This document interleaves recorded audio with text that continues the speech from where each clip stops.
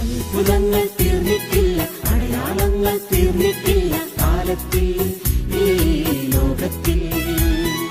എൻ്റെ പേര് മേരി സൽവിയ. ഞാൻ കല്ലേക്കാട് ഇടവയിൽ നിന്ന് വരുന്നു.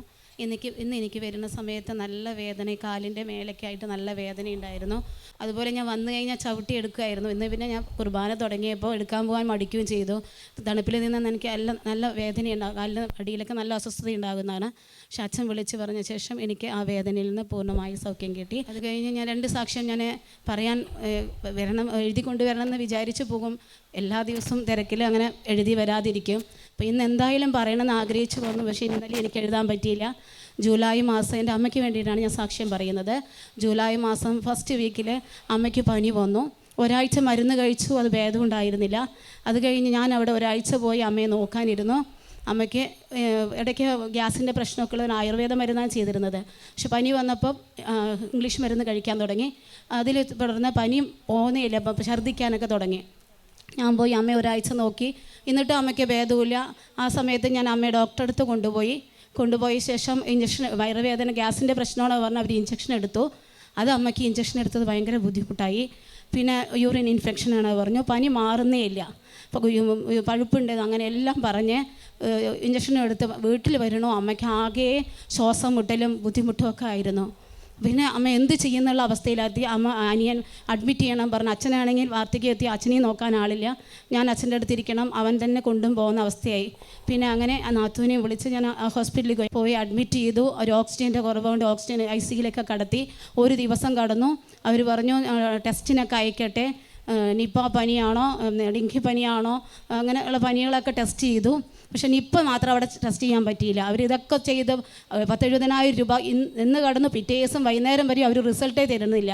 പിന്നെ അനിയത്തി വന്ന്, കോയമ്പത്തൂരിൽ നിന്ന് അനിയത്തി വന്ന് അവരോട് തർക്കിക്കൊക്കെ ചെയ്ത് കഴിഞ്ഞ ശേഷം ഇനി ഞങ്ങൾക്ക് ഇവിടെ പറ്റില്ല, നിപ്പയുടെ ടെസ്റ്റ് ചെയ്യണമെങ്കിൽ എറണാകുളത്ത് പോകണം, അല്ലെങ്കിൽ കോയമ്പത്തൂർ ഇല്ല, അവിടെ 2 ഹോസ്പിറ്റലുകളുണ്ട്, അവിടേക്ക് പോകണമെന്ന് പറഞ്ഞു.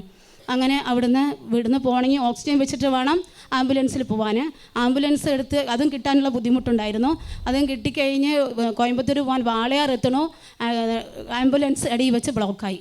അമ്മയുടെ അവസ്ഥ ആൾക്കാർ ഇതിന് മുമ്പൊക്കെ പറയാൻ തുടങ്ങിക്കഴിഞ്ഞു. അമ്മയ്ക്ക് എന്താ മരിച്ചു എന്നൊക്കെ പറയേണ്ട അവസ്ഥയിൽ ഇടയ്ക്ക് എത്തിക്കഴിഞ്ഞു. ഞങ്ങളൊക്കെ കരയാൻ തുടങ്ങി. അങ്ങനെ ആംബുലൻസ് വടക്കഞ്ചേരി അവിടെ വാളയാർ എത്തി, ഇവിടെ ബ്ലോക്കായി. ആ സമയത്ത് അമ്മ പോയി കഴിഞ്ഞ് ആ ദിവസം തന്നെ ഞാൻ വീട്ടിലേക്ക് ഇവിടേക്ക് തേനൂർക്ക് വന്നു, പറളിയിലേക്ക്. അത് കഴിഞ്ഞ് ഞാൻ ഇവിടേക്ക് വന്ന ചൊവ്വാഴ്ച ശുശ്രൂഷയ്ക്ക് വന്നു. അച്ഛൻ പനിക്ക് പറയേണ്ട വചനം അറിയായിരുന്നെങ്കിലും എനിക്ക് ആ സമയത്തൊന്നും പ്രാർത്ഥിക്കാൻ പറ്റിയിരുന്നില്ല. മത്തായി 8:16-17 ഞാൻ ഇവിടെ വന്ന് ചൊവ്വാഴ്ച വന്ന് ശുശ്രൂഷയിൽ പങ്കെടുത്തു. അത് കഴിഞ്ഞ് ഞാൻ ഇവിടെ 3 ദിവസം ഇവിടെ ഇരുന്നു, പ്രാർത്ഥിച്ചുകൊണ്ട് തന്നെ ഇരുന്നു. പുലർച്ചയൊക്കെ അച്ഛൻ പറഞ്ഞ പോലെ പ്രാർത്ഥിക്കാനൊക്കെ എണീച്ച് പ്രാർത്ഥിച്ചുകൊണ്ടിരുന്നു. അവിടെ എനിക്ക് 2 ലക്ഷം രൂപ കെട്ടിവെക്കണമെന്ന് പറഞ്ഞു. കയ്യിലുള്ള പൈസയൊക്കെ കഴിഞ്ഞു. അനിയത്തിയുടെ ഭർത്താവ് പിറ്റേ ദിവസം കെട്ടാമെന്ന് പറഞ്ഞു. അവിടുത്തെ ഹോസ്പിറ്റലിൽ ഡോക്ടറെ അറിയുന്നതുകൊണ്ട് അവിടെ അഡ്മിറ്റ് ചെയ്തു, ടെസ്റ്റ് ചെയ്തു. 3 ദിവസം കഴിയും പറഞ്ഞു. 3 ദിവസം വരെ ഞാൻ ഇവിടെ ഉണ്ടായിരുന്നു. അതുവരെ ടെസ്റ്റ് ചെയ്തിട്ട് ഒന്നും വിവരം കിട്ടിയില്ല. 3 ദിവസം കഴിയണമല്ലോ. ഞാൻ ഇവിടെ വന്ന് ശുശ്രൂഷയിൽ പങ്കെടുത്തു. മത്തായി 8:16-17 അഭിഷേകത്താൽ ഞാൻ ആ വചനം വെച്ചിട്ട് തന്നെ അമ്മയ്ക്ക് വേണ്ടി പ്രാർത്ഥിച്ചു. പനി വിട്ടുപോയി.